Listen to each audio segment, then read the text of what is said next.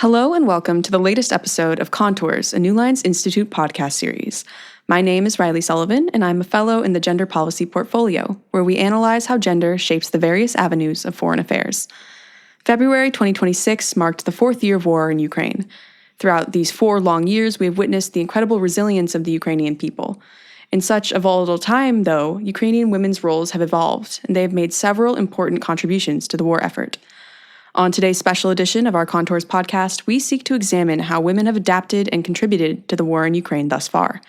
Particularly, we explore how fluctuating geopolitical conditions in the war's 4th year pose challenges, risks, and opportunities for Ukrainian women's progress and participation in conflict, peace-building, and governance. Here to impart insight on the matter is Dr. Kseniya Sotnikova. Dr. Sotnikova is an Axon Johnson Fellow with the Center for European Policy Analysis, with rich experience working in the Ukrainian security sector, international organizations, and public service. She has served on the European Union Advisory Mission to Ukraine and was a senior political analyst for NATO representation in Ukraine. Her work in political and security cooperation and civilian security sector reform will provide a unique lens through which to view our conversation. Thanks for being here today, Kseniya.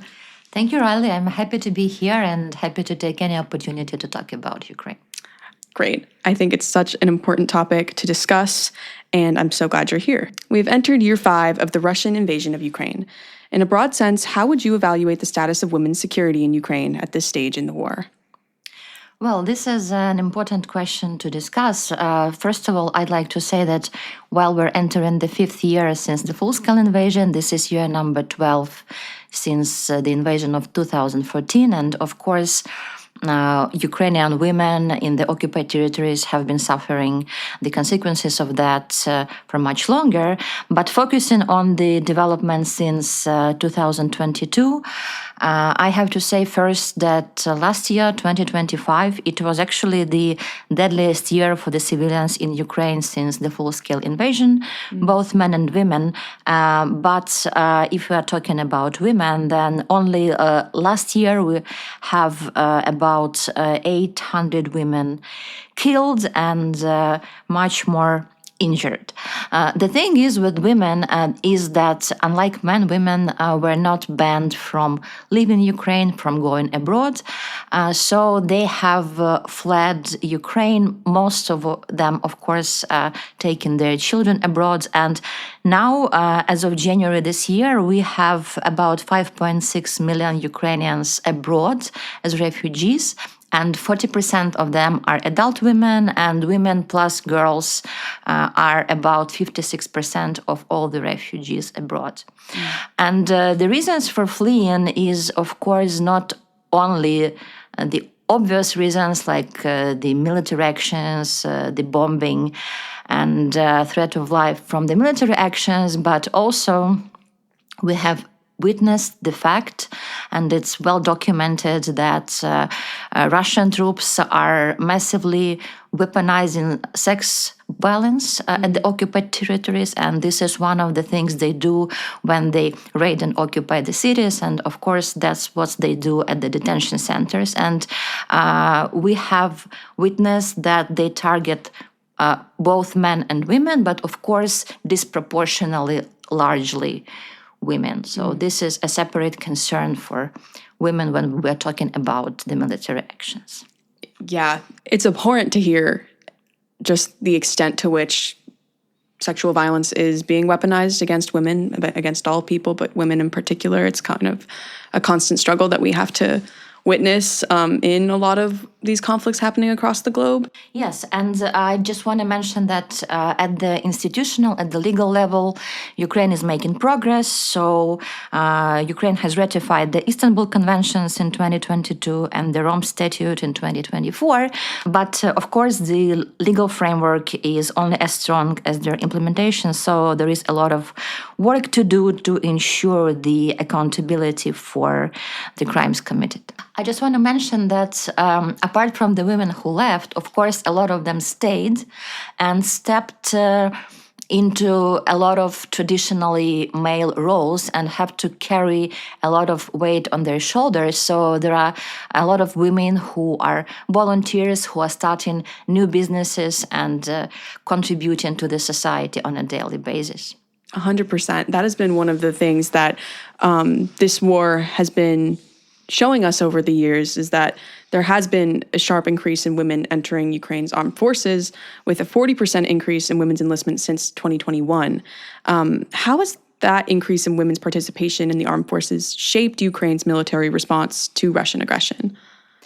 Ukraine actually has a very unique angle to that. For instance, since the first invasion of 2014, women already started joining the armed forces, and in Ukraine, conscription of women is only on a voluntary basis, which is important to mention.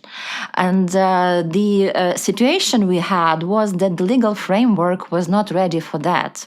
So women who were actually working as snipers and drone operators, they were registered as cooks and secretaries so that they could just formally be able to be in the army. So the Ukrainian parliament had to adopt legal changes so that women and men can serve on an equal basis, and that's what we are having now. Also, it's important that small things, but essential, had to be changed. Like, for instance, how the uniform is fitting you. Because until recent, the women in the army just had to wear the men uniforms, and that included not only the clothes, but also bulletproof vests and other things that are not necessarily fitting women's anatomical needs. Mm-hmm.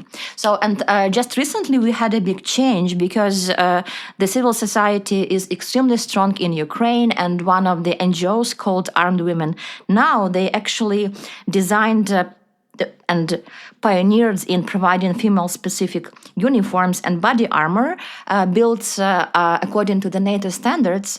And I have witnessed the transition from advocacy to implementation myself, because when I was working at the NATO representation to Ukraine, we facilitated the visit of the NATO Special Representative for Women, Peace and Security, Iran Filin, to Kiev. And one of the sites she visited was this NGO, Armed Women Now, and she was so fascinated by what they're doing. So she actually brought the idea to NATO headquarters so that NATO could help procure some uniforms for Ukrainians. And in order to do that, they had to undergo some internal changes because their procurement rules were not ready for that. So they had to adapt some changes. But the political will was there, so they have procured the uniforms for the Ukrainian women. And I hope that this continues. 100%. It's interesting to see how the structural environment has changed in order to accommodate for women's contributions, and how even before these accommodations were made, women were still going out of their way and being assets in this war and contributing to their society and their peace in their country. So it's been very interesting to see that. Kind of pivoting away from the conflict aspect and more orienting towards the peace aspect, we know that women's participation in peace processes worldwide is linked to a more sustainable peace. Is the increased participation of women in the armed forces being mirrored in any other areas of the Ukrainian conflict response? Are there gaps in how peace is currently being approached with peace negotiations or governance building? And can Ukrainian women's substantive participation fill these gaps? I think there are several layers to that. Of course, we know, and it's well documented, that women's participation in peace negotiations increase the probability of the deals lasting longer. And we have to admit that the recent composition of the Ukrainian delegation at negotiations did not include high-level participants, women in particular. But on the other hand, we have to admit that Ukrainian diplomatic corps are very strongly represented by women. And here in the US, the two latest, brightest examples would be the former ambassador Oksana Markarova and the current ambassador Olga Stefanishyna, with extremely relevant backgrounds and professionalism. And they are very well fit into this role at this critically important time, not just for bilateral relationships between Ukraine and the United States, but for the global agenda. I just hope that the peace negotiations are going to include all aspects of the settlement and that the needs of all the groups, including women, that are going to be affected by these decisions are going to be properly represented. Yes, I agree with you. And I think that the tendency that we see in these peace negotiations, in these governance building operations, is that there is a verbal commitment and a symbolic commitment, but when we actually translate that to action, there is not enough being done. And there is a lacking implementation. So I hope that, like you said, we can see this actually come to fruition in a way that is beneficial to Ukrainian women, but also society as a whole, because we do know that whether that's gender equality or other types of equality, that does translate to more sustainable peace in the long term. Kind of continuing in our natural progression of covering this conflict, in many other parts of the world, international funding for civil society and humanitarian programming is decreasing, and this is the case for Ukraine as well. The UN reports that 79% of women's organizations and women-led organizations in Ukraine experience significant or moderate impact on program operations. As civil society is often the epicenter of women's advocacy and involvement in conflict response, the funding cuts have implications for how women in Ukraine can interface with the war. How are organizations adapting to these funding challenges to continue their work, and what are the risks associated with letting these organizations be rendered non-operational? This is a very much valid concern because we have witnessed the presence of USAID for decades in Ukraine. And since the full-scale invasion, USAID provided Ukraine with more than $37 billion in total assistance on the widest range of projects. And according to some calculations, since the withdrawal of USAID in January 2025, so the effect on women's civil society was immediate. So we're talking more than 500,000 women and girls facing cuts to psychological support, gender-based violence services, and safe spaces. And also, according to the recent research, 1/3 organizations that are focusing on helping women are experiencing severe financial issues, and they might not make it till the end of this year. So they are looking for funding, and that's critical. And we are talking putting people at risk in terms of not being able to access work crimes documentation services, and also economic empowerment programs and survivor support. So it's important to bear it in mind that USAID was not only providing assistance, it was also leveraged to impact for the United States. Mm-hmm. And now we have to understand that gaps never remain unfilled. And we have actors like Russia and China that are actively seeking to fill these gaps because this is leverage, this is access to information, and this is a tool. So I'm really hoping that the situation is going to turn around and some international funding, including from the United States, is going to come to Ukraine to assist in humanitarian projects. Exactly. And you touch on a really important nuance of all of this, in that the struggle of the Ukrainian people and Ukrainian women to survive and be prosperous is kind of being co-opted by actors for other purposes, like whether that's global power or competition or just overall dominance in certain regions. I think that can expose the U.S. to certain security and other risks that it's not considering when it completely cut U.S. aid. More importantly than everything, though, it is a true security risk and a threat for the people in Ukraine that these organizations being closed impacts. I saw a statistic from the UN that said 63,000 people would be impacted by the funding cuts to Ukrainian organizations, women-led and women's organizations. I think that's a concerning amount. And I think that we are not, as a nation, the U.S. and other global actors are not taking that seriously enough, both in terms of the direct impacts and the eventual implications and repercussions that it has on other issues. Absolutely. For instance, one of the categories we can look at is the already huge and growing number of the veterans in Ukraine. So when we are talking about limiting the funding to the projects related to veterans' care and their reintegration to the society, it's not just them who are impacted, it's their families and all the people around them. So this impact of cutting the funding to humanitarian projects is like circles on the water. So the effect goes way beyond the direct numbers of the people who lose access to that. Exactly. It ripples out and becomes something even harder to address over time.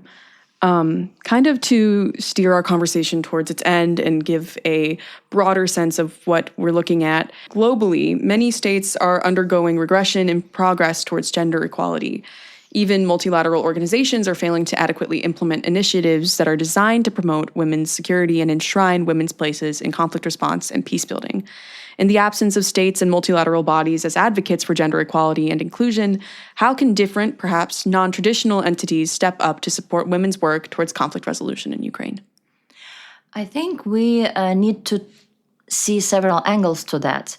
And first of all, we should not underestimate the level of self-awareness and self-organization of Ukrainian civil society. We have a very strong horizontal society, let's say, and the civil society steps where the state and where the international organizations sometimes fail. So a lot of efforts are already being in place to empower women, and this is, of course, to some point, a necessity-driven situation because Ukrainian armed forces, they are mobilizing about 30,000 men per month. So it has a huge impact on all the aspects of the society, including the economy. So the labor market is facing tremendous challenges, and that's why women have to step into traditionally male professions. And here we have not only the civil society, but the businesses who are interested in having their employees. So they have some retraining programs for women to teach them, for instance, to be heavy trucks operators or crane operators.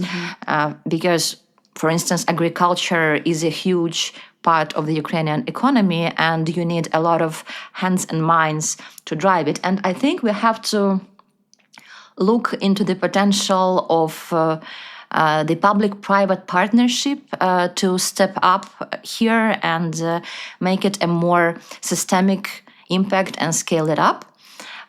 But also, again, I'm repeating myself, but I cannot underline this enough.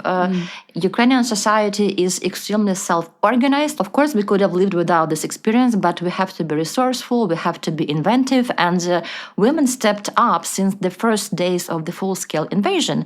The most immediate example would be that men could not leave the country. So the women had to do a lot of logistical work to help the army, to just buy and drive in heavy cars for the military, because the men just could not do that physically.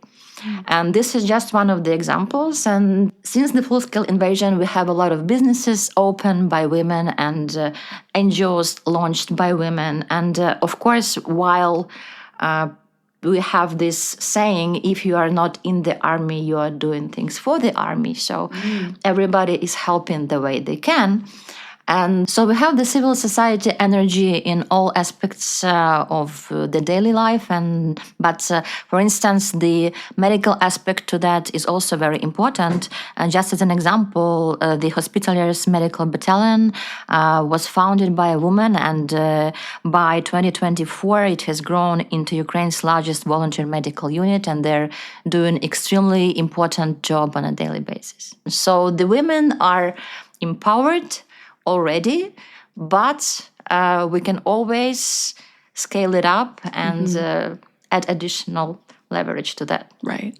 Wow.